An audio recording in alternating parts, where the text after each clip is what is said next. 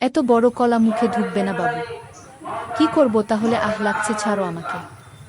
Hello বন্ধুরা, আমি তোমাদের মিঠাই দিদি। কেমন আছো তোমরা সবাই? আশা করি অনেক অনেক ভালোই আছো। আর তোমাদের ভালোবাসায় আমিও অনেক ভালো আছি, কারণ তোমরা আমাকে যে পরিমাণে ভালোবাসা দিয়েছো এবং সাপোর্ট দিয়েছো তা আমি কোনোদিন ভুলতে পারবো না। তাই তোমাদেরকে মজা দেওয়ার জন্য আবারও একটি নতুন গল্প নিয়ে হাজির হলাম। গল্পটি শোনার মতো, আশা করি তোমাদের দাঁড়িয়ে যাবে এবং তোমরা হাতের কাজ করতে সবাই হেডফোন নিয়ে বসে যাও। যদি আমার গল্প শুনে মজা পাও তাহলে অবশ্যই আমার চ্যানেলটি সাবস্ক্রাইব করবে। তো চলো বন্ধুরা, আমরা কথা না বাড়িয়ে আসল গল্পে চলে যাই। আমি অনেক দেখাশোনার পরে শেষে একটা গরিব মেয়েকে বিয়ে করেছিলাম। তার একটা 13 বছরের বোন ছিল। বিয়ের সময় আমার বউয়ের সাথে তার বোনও আমার বাড়িতে চলে আসে, আর সে সারাদিন আমার বউয়ের সাথে থাকত। এতে আমার অনেক রাগ হতো। সে রাতের বেলায়ও আমাদের ঘরে এসে ঘুমাতো। একদিন আমি আমার বউয়ের উপর অনেক রাগ দেখালাম আর অন্য ঘরে গিয়ে দরজা বন্ধ করে দিলাম। তারপরে যখন আমি ওই ঘরে ঢুকলাম তখন আমার মনটা বেরিয়ে গেল, কারণ ওখানে তো বিয়ের প্রথম রাতে যখন আমি ঘরে আসি তখন আমি অনেক আনন্দে ছিলাম। আমি বিয়ের প্রথম রাতের উপহার তো এনেছিলামই, তার সাথেও ভালোবেসে আর একটা উপহার কিনে এনেছিলাম। আমি ওর জন্য ফুলের মালা কিনে এনেছিলাম, কারণ আমি জানতাম মেয়েদের এই ধরনের উপহার অনেক পছন্দ। কিন্তু যেই আমি আমার ঘরের দরজাটা খুললাম আমি অবাক হয়ে উঠলাম। সামনের দৃশ্যটা অনেক আশ্চর্যের।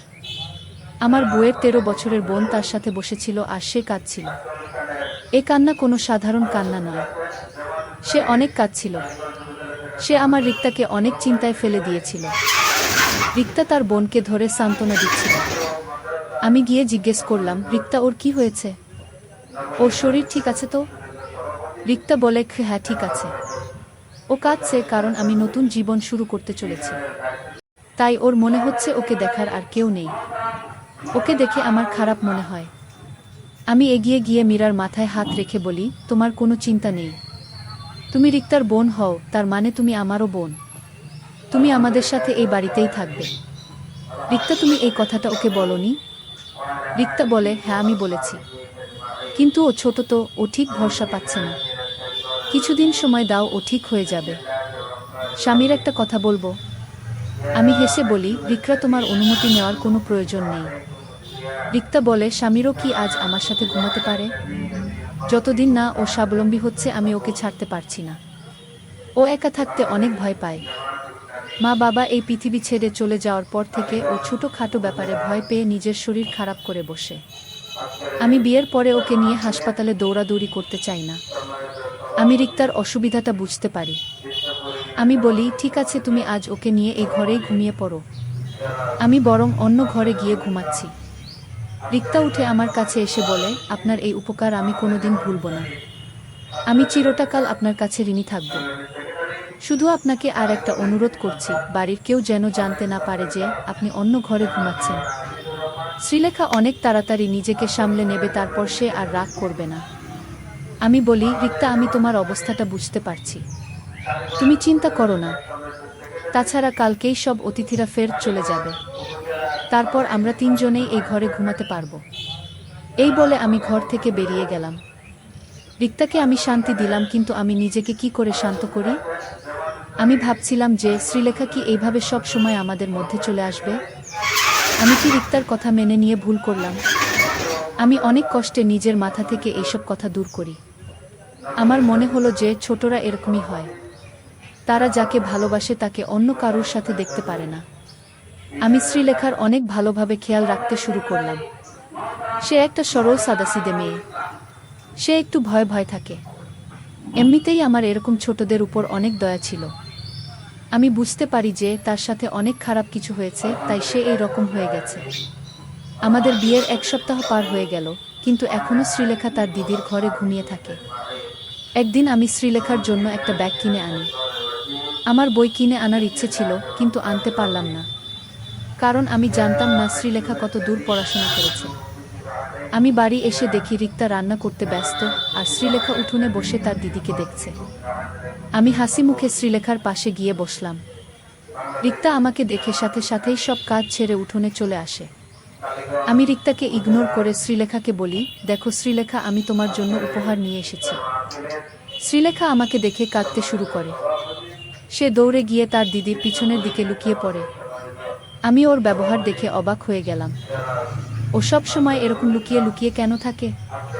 কিন্তু তখন আমি জানতাম না যে এ কেন রুখত। যখন আমি জানতে পারবো তখন আমার একটা বড় কষ্ট পাবো।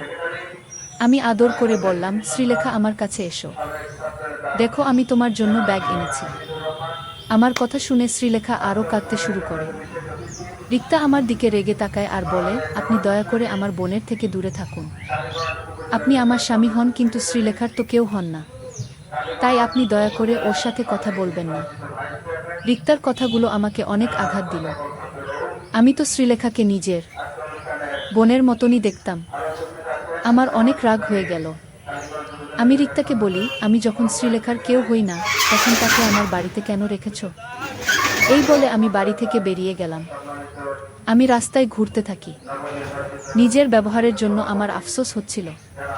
শ্রীলেখা তো আমার বাড়িতে থেকে যায়নি, আমি ওকে থাকতে বলেছি তাই ও আছে। বাড়িতে তো আমরা তিনটে মাত্র লোক। ওরা আসার আগে আমার বাড়িটা একদম চুপচাপ আর ফাঁকা থাকত। আমার মা 2 বছর আগে এই পৃথিবী ছেড়ে চলে গেছেন। তারপর থেকে আমি একদম একা হয়ে গিয়েছিলাম। নিজের খেয়াল নিজেকেই রাখতে হতো। আমি বাড়িতে একা থাকতাম, তাই কোনো কাজের মেয়ে আমার বাড়িতে কাজ করতে চাইতো না। আমার এক বন্ধু আমাকে বিয়ে করার পরামর্শ দেয়। আমি তাকে বলি আমার জন্য একটা পাত্রী খুঁজে দিতে। সে আমাকে বলে যে তার চেনা একটা গরিব মেয়ে আছে যার নাম রিক্তা। সে আমাকে বলেছিল যে রিক্তাকে বিয়ে করলে তার ছোট বোনকেও আমার বাড়িতে নিয়ে আসতে হবে। আমাকে তার দেখাশোনা করতে হবে, তার লেখাপড়ার খরচা দিতে হবে। তারপর ও যখন বড় হয়ে যাবে তখন একটা ভালো ছেলে দেখে তার বিয়ে দিয়ে দিতে হবে। আমিও উদার মনে রিক্তার বোনের দায়িত্ব নিতে রাজি হয়ে যাই। কারণ ভগবান আমাকে যা দিয়েছিল তাতে আমি অনায়াসে তার খাওয়া পড়া আর লেখাপড়ার খরচা চালাতে পারবো। তখন কি আর আমি জানতাম যে শ্রীলেখা আর 5টা ছোটদের মতন নয়। সে একটু অন্যরকম। সে একদিন আমার গলার কাটা হয়ে উঠবে, যাকে আমি না গিলতে পারবো না ফেলতে পারবো। আমি ঠিক করলাম যে আমি কিছুদিন অপেক্ষা করব। দেখব যে শ্রীলেখার বোধ বুদ্ধি হয় কিনা। তারপর আমি কিছু একটা করব। আমি বাড়ি ফেরার আগে হোটেল থেকে খাবার কিনে নিয়ে গেলাম।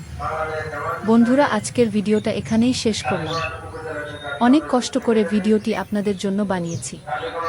যদি ভিডিওটি আপনাদের ভালো লেগে থাকে তাহলে একটা লাইক করবেন এবং চ্যানেলটি অবশ্যই সাবস্ক্রাইব করবেন। এই আশা ব্যক্ত রেখে আপনাদের কাছ থেকে বিদায় নিচ্ছি আমি। দেখা হবে আগামীকালের নতুন কোনো ভিডিওতে। সে পর্যন্ত সবাই ভালো থাকুন, সুস্থ থাকুন। ধন্যবাদ।